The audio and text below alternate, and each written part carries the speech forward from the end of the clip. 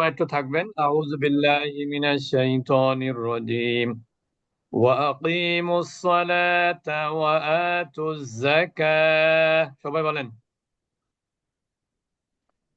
وأقيموا الصلاة وأقيموا الصلاة وآتوا وأقيموا الزكاة الصلاة وآتوا الزكاة وأطيعوا وأطيعوا الرسول لعلكم ترحمون. وأطيعوا الرسول لعلهم ترحمون। কোরআনের আয়াত যেখানে নামাজের পাশাপাশি জাকাতের কথা বলা হয়েছে, জাকাতের গুরুত্ব দেওয়া হয়েছে।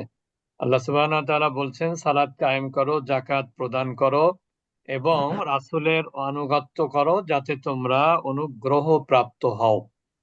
এটা দ্বীনের আয়াত। দ্বীনের হাদিস হচ্ছে, যে ব্যক্তি মিথ্যা কথা ও কাজ বর্জন করেনি তার এ পানাহার পরিত্যাগ করায় আল্লাহর কোনো প্রয়োজন নাই।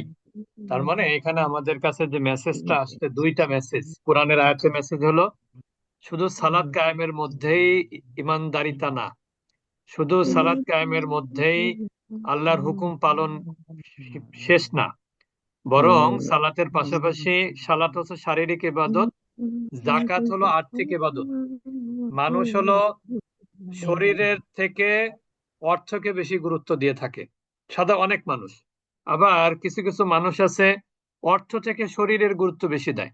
তা আল্লাহ তাআলা এই দুইটারই গুরুত্ব দিয়েছেন, যে শারীরিক ইবাদতটাও গুরুত্ব দিয়েছেন, পাশাপাশি শারীরিক ইবাদতের পাশাপাশি ডাইরেক্ট আর্থিক ইবাদতের কথা বলেছেন আল্লাহ সুবহানাহু ওয়া তাআলা।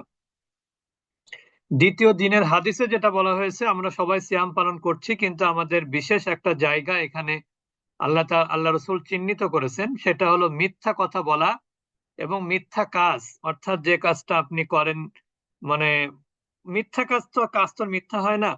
অর্থাৎ যে কাজটা আল্লাহর পক্ষ থেকে নির্দেশনা নাই করার, এরকম কাজ না করার ব্যাপারে আল্লাহ এখানে মানে নির্দেশ দিচ্ছেন।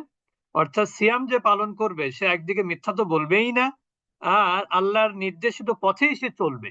আল্লাহ যেটা নিষেধ করেছেন তা থেকে সে বিরত থাকবে। এরপর দিনের দোয়া, আল্লাহুম্মা লাকা সুমতু আলা রিজকিকা আফতারতু।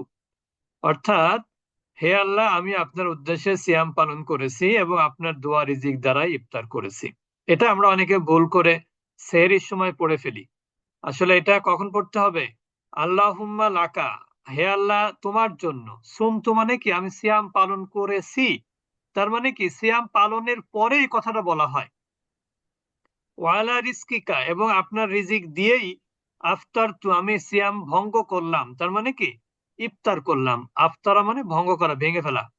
তাহলে এই একটা কোরআনের আয়াত খুবই গুরুত্বপূর্ণ আয়াত, হাদিসটাও খুবই গুরুত্বপূর্ণ এবং দোয়াটাও খুবই গুরুত্বপূর্ণ। আল্লাহ তাআলা আমাদের সবাইকে এই হাদিস কোরআন সবগুলো মুখস্থ করে নিজের জীবনের বাস্তবায়ন করার তৌফিক দান করেন। আমাদের কাজী ওয়াহিদুল আলম ভাই কিছু একটা বলবেন মনে হচ্ছে, আমি ওনাকে সুযোগ দিচ্ছি, তারপর আমরা ইনশাল্লাহ সূরা ইয়াসিন পড়বো।